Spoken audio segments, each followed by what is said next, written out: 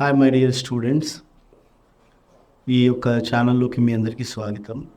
ఈరోజు మనము డిఎస్సి మరియు టెట్కి సంబంధించినటువంటి సిలబస్లో సైకాలజీ గురించి మనం డిస్కస్ చేయబోతున్నాము. ఈ యొక్క సైకాలజీలో ఉండేటటువంటి ఫస్ట్ పాఠం నుంచి చివరి పాఠం వరకు మనం డిస్కస్ చేస్తాము. ఫస్ట్ లెసన్ వచ్చేటప్పటికి శిశువు యొక్క వికాసము, ఇది మనకు సిలబస్లో ఉంది.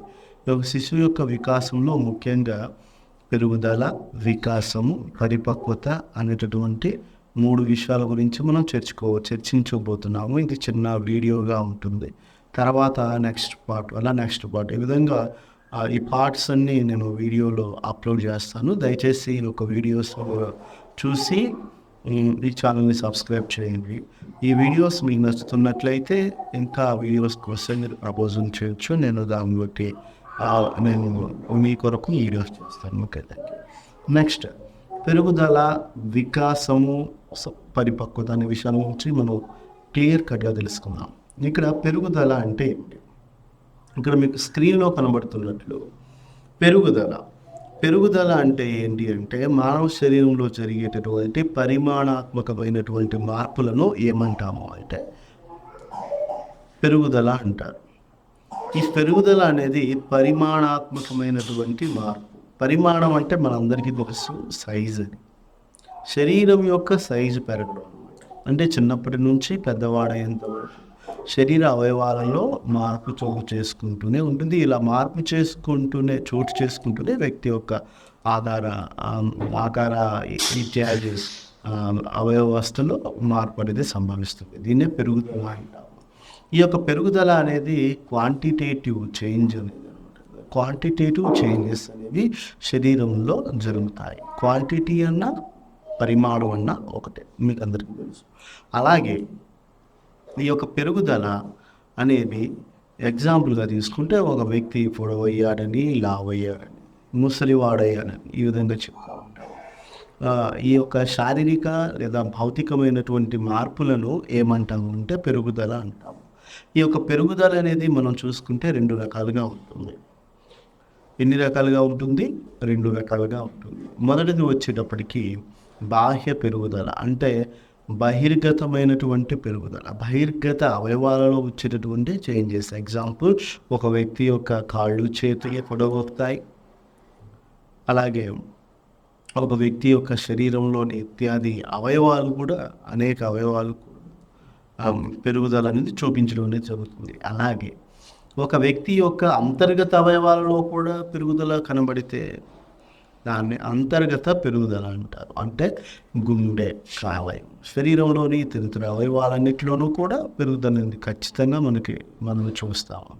అంటే పెరుగుదల అనేది లోపల జరుగుతుంది, బయట జరుగుతుంది. అంటే బహిర్గతమైనది, అంతర్గతమైనది. అలాగే ఈ పెరుగుదలను మనం ఏం చేయొచ్చు అంటే కొలవవచ్చు. కొలవడం అంటే ఏమంటాం? మెజర్, అంటే మనము గణించవచ్చు. అంటే గణాత్మకమైనది. ఈ యొక్క పెరుగుదల అంటే ఏంటి అంటే గణాత్మకమైనది. అలాగే ఈ యొక్క పెరుగుదలను మనం కొలవవచ్చు. పెరుగుదలను మనం ఏం చేయవచ్చు? కొలవవచ్చు. అలాగే ఇది పరిమాణాత్మకమైనది అని మనం చెప్పవచ్చు అనమాట. ఇది పెరుగుదలకు సంబంధించినటువంటి చాప్టర్ అనమాట. అంటే పెరుగుదల అంటే ఏంటి అంటే పరిమాణంలో వచ్చేటటువంటి మార్పును పెరుగుదల అంటారు. ఈ యొక్క పెరుగుదల 2 రకాలుగా ఉంటుంది: బహిర్గత పెరుగుదల, అంతర్గత పెరుగుదల. ఇప్పుడు మనము వికాసం గురించి చూద్దాం. వికాసం అనేది మనకి బాహ్యంగా మనం అర్థం చేసుకోవచ్చు, కానీ దీన్ని మనం కంటితో చూడాలి. మీకు అర్థమయ్యే ఉంటుంది. అందుకనే దీన్ని ఏమంటారు అంటే గుణములలో మార్పు అంటాం. అంటే గుణములో వచ్చేటటువంటి మార్పు, అంటే గుణాలలో, ఒక వ్యక్తి యొక్క అంతర్గత గుణాలలో వచ్చేటటువంటి గుణము అంటే ఏంటి అంటే ఒక వ్యక్తి సమాజం పట్ల ఎట్లా ప్రవర్తిస్తున్నాడు, మంచి గుణంతో ప్రవర్తిస్తున్నాడు. ఒక వ్యక్తి అలాగే సంఘంలో ఏ విధంగా ప్రవర్తిస్తున్నాడు, ఒక వ్యక్తి నైతికంగా ఏ విధంగా ప్రవర్తిస్తున్నాడు, ఒక వ్యక్తి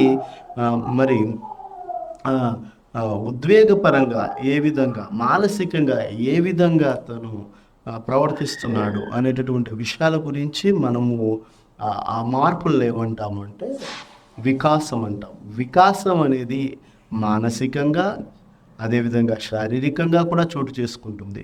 అదేవిధంగా మానసికంగా, సాంఘికంగా, నైతికంగా, ఉద్వేగపరమైనటువంటి లక్షణాలలో వచ్చేటటువంటి మార్పు. గుణము అంటే మీకు అందరికీ తెలుసు, క్వాలిటీ అంటాము. ఒక ఒక వస్తువుని మనం చూసినప్పుడు ఆ వస్తువు ఎంత దాని క్వాంటిటీ చూస్తాము, అలాగే క్వాలిటీ కూడా చూస్తాము కొనేటప్పుడు.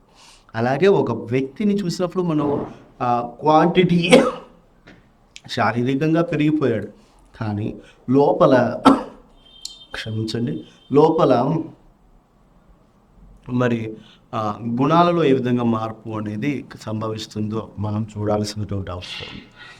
ఇక్కడ చూస్తే ఒక వ్యక్తిలో సంభవించేటటువంటి గుణాత్మకమైనటువంటి మార్పులను ఏమంటాము అంటే వికాసం అంటాము. వికాసాన్ని మనము కొలవలేము, పెరుగుదలను కొలవచ్చు. ఎందుకంటే ఒక వ్యక్తి ఎంత పొడవు పెరిగాడో, మనం పోలీస్ కానిస్టేబుల్ సంబంధించినటువంటి, ఎస్ఐ కానిస్టేబుల్ సంబంధించినటువంటి ఆ పోటీల్లో, ఆ గేమ్స్లో, లేకపోతే ఆ సెలక్షన్లో, ఆ రిక్రూట్మెంట్లో కొలుస్తారు. ఒక వ్యక్తి ఎంత పొడవు ఉన్నాడు, ఒక వ్యక్తి చెస్ట్ అంతా వైడ్గా ఉంది అనేటటువంటి విషయాలను పరిగణలోకి తీసుకుంటాడు. అలాగే మానసికమైనటువంటి విషయాలను కొలవడానికి తర్వాత ఏం చేస్తారు, టెస్ట్లు పెడతారు. ఓకేనా, రీజనింగ్ టెస్ట్ అని చెప్పేసి. సో ఈ విధంగా టెస్ట్లు అనేవి పెట్టడం అనేది జరుగుతుంది. అలాగే గుణాత్మకమైనటువంటి మార్పులు భౌతికంగా కొంచెం కనిపించినా అవి ప్రజ్ఞలో, ఆలోచనలో, నడవడికలో, ఉద్వేగ ప్రదర్శనలో, నీతి నియమాలను అనుసరించడంలో, సాంఘికీకరణంలో, మనిషి జీవిత కాలంలో ఎన్నో మార్పులు వస్తుంటాయి. అంటే ఈ యొక్క వికాసం అనేది ఒక్క రోజుతోనో 2 రోజులతోనో ఆగిపోయేది కాదు. వికాసం అనేది ఏంటి అంటే జీవితకాలము మార్పు అనేది జరుగుతూ ఉంటుందన్నమాట వికాసం. అందుకనే గెసెల్ అనేటటువంటి శాస్త్రవేత్త ఏం చెప్పాడు అంటే ఆకారాలను ప్రాకార్యాలను సమైక్యపరిచి విషదపరిచే క్లిష్ట ప్రక్రియనే వికాసం అని చెప్పేసి గెసెల్ అన్నారు. ఇక్కడ ఆకారాలు, ప్రాకార్యాలు. ఇక్కడ ప్రాకార్యాలు అంటే ఏంటి అంటే ఇక్కడ వచ్చేటప్పుడు ఈ గుణాన్ని ప్రాకార్యము అంటాము. ఆకారము అంటే శారీరక అవయవాలు, అంటే శారీరక అవయవాలు ప్లస్ ప్రాకార్యాలు, వీటి రెండింటినీ కలబోత. అంటే వికాసం అనేది శారీరక భౌతికంగా కనిపించే శారీరక మార్పులే కాక అని ఇక్కడ రాయబడింది. కాబట్టి శారీరక మార్పులే కాక ఇవన్నీ కూడా ఉద్వేగ లక్షణాలలో కనిపించేటటువంటి మార్పు అనమాట. ఇక్కడ చూసుకుంటే మానసికంగా, సాంఘికంగా, నైతికంగా, ఉద్వేగపరంగా. ఉద్వేగము అంటే అర్థం ఏమిటి అంటే ఒక వ్యక్తి ఏడవడం కావచ్చు, నవ్వడం కావచ్చు, జాలి, దయ, కరుణ, మానవత. సో ఇవన్నీ అతని శరీరంలో, అతని యొక్క మనస్సులో చోటు చేసుకొని మార్పు అనేది జరుగుతుంది. అందుకనే గెస్సెల్, ఇక్కడ సెల్ని మీరు గుర్తుంచుకోండి. గెస్సెల్ అనేటటువంటి దాన్ని మీరు గుర్తుంచుకొని ఈ సెల్లో మనం ఆకార ప్రకారాల రెండింటినీ సమైక్య పరిచాము అనేటటువంటి విషయం మనకు అర్థమవుతుంది. తర్వాత ఇంకొకటి ఏమిటంటే పెరుగుదల వికాసానికి మధ్య కొన్ని డిఫరెన్సెస్ మనం చూద్దాం. ఓకే, పెరుగుదల అనేది ఏంటి అంటే పెరుగుదల అనేది శరీరానికి సంబంధించినది, వికాసం అంటే మనసుకు సంబంధించినది, సైకాలజీ. అదేవిధంగా పెరుగుదల ఖచ్చితంగా మనం అర్థం చేయొచ్చు. అందుకనే దీన్ని అంటాము అంటే గణాత్మక. అదేవిధంగా వికాసం అనేది జీవిత పర్యాంతము సాగుతుంది. దీనిని మనము ఖచ్చితంగా లెక్క పెట్టలేము, దీన్ని లెక్కవేయము. అందుకనే దీనిని ఏమంటామంటే గుణాత్మకము. పెరుగుదల అనువంశిక ప్రభావం ప్రధానంగా ఉంటుంది. అంటే తల్లిదండ్రుల నుంచి వచ్చేటువంటి లక్షణాల వలన పెరుగుదల. అంటే ఒక వ్యక్తి తల్లిదండ్రులు పెద్దగా చాలా ఎక్కువ కాయంతో, అంటే శరీరం సైజుతోటి ఉన్నారనుకోండి, ఆ పిల్లలకు కూడా అదే కాయము, అదే ఊబకాయం. లేకుంటే సన్నగా ఉంటే సన్నగా ఉంటారు, పొట్టిగా ఉంటే పొట్టిగా ఉంటారు. ఓకేనా. సో ఈ లక్షణాలు పిల్లలకు రావడం అనేది జరుగుతుంది. ఇది అనువంశికంగా సంక్రమించడం జరుగుతుంది. అదేవిధంగా వికాసంపై అనువంశికత మరియు పరిసరాల ప్రభావం కూడా ఉంటుంది. అంటే ఒక వ్యక్తి మానసికంగా ఎదగాలి అంటే అనువంశికంగా అంటే తల్లిదండ్రుల నుంచి వచ్చిన లక్షణాల ద్వారా కొంత మార్పు చోటు చేసుకుంటే, పరిసరాల ప్రభావం కూడా ఎంతో మార్పును చోటు చేసుకుంటుంది. తర్వాత పెరుగుదల వికాసంలో ఒక భాగమైతే, ఇది శరీర పెరుగుదలతో పాటు ఇవన్నీ కూడా సాంఘికంగా, నైతికంగా, ఉద్వేగపరంగా ఓకేనా, ఈ యొక్క అభివృద్ధి అనేది అంతర్భాగంగా ఉండడం అనేది జరుగుతుంది. పెరుగుదల వికాసానికి దారితీస్తుంది. అంటే పెరుగుదల బాగా ఉంటే అతని యొక్క వికాసం కూడా బాగుంటుంది. అయితే కొన్నిసార్లు పెరుగుదల సరిగ్గా లేకపోయినా విస్తృతంగా వికాసం అనేది ఒక శరీరంలో జరగవచ్చు. ఎగ్జాంపుల్ మనం చూసుకుంటే, పుట్టేటటువంటి వారిలో కొందరిలో కాళ్ళు చేతులు ఉండవు, లేకపోతే శరీర అవయవాల లోపాలతో పుడతారు. కానీ వాళ్ళ యొక్క వికాసం అనేది అన్ని అవయవాలు ఉన్న వారి కంటే అత్యద్భుతమైనటువంటి శ్రేణిలో వికాసం అనేది వారిలో చోటు చేసుకుంటుంది.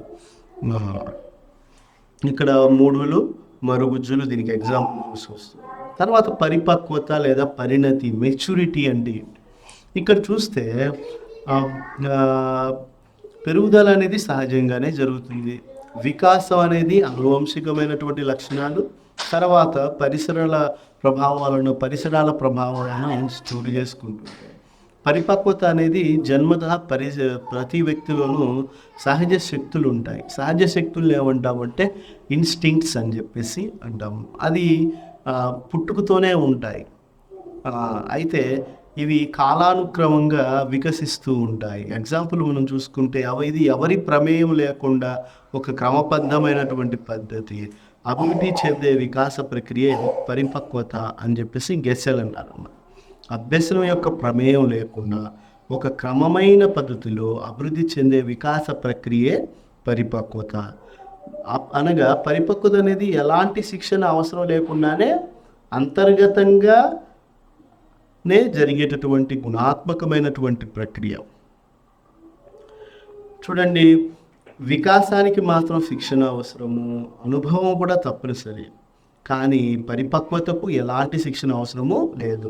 ప్రతి శిశువు 4వ నెలలో బోర్లా పడడము, 6వ నెల కల్లా కూర్చోగలగడము, 1వ సంవత్సరం నడవగలగడము, 2 సంవత్సరాల చివరిగలిగిన అంతర్దృష్టి కలిగి ఉండడము, విషయాలను గ్రహించడము, భౌతిక ప్రక్రియను నిర్వర్తించగల పరిపక్వత 5వ సంవత్సరంలో పూర్తయ్యే నాటికి ఈ శిశువు బాగా వర్తిస్తుంది.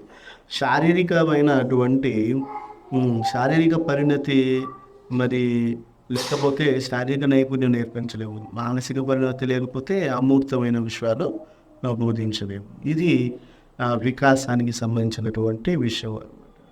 ఈ యొక్క వీడియో మీకు నచ్చిందని, ఈ వీడియో మీకు యూజ్ అవుతుందని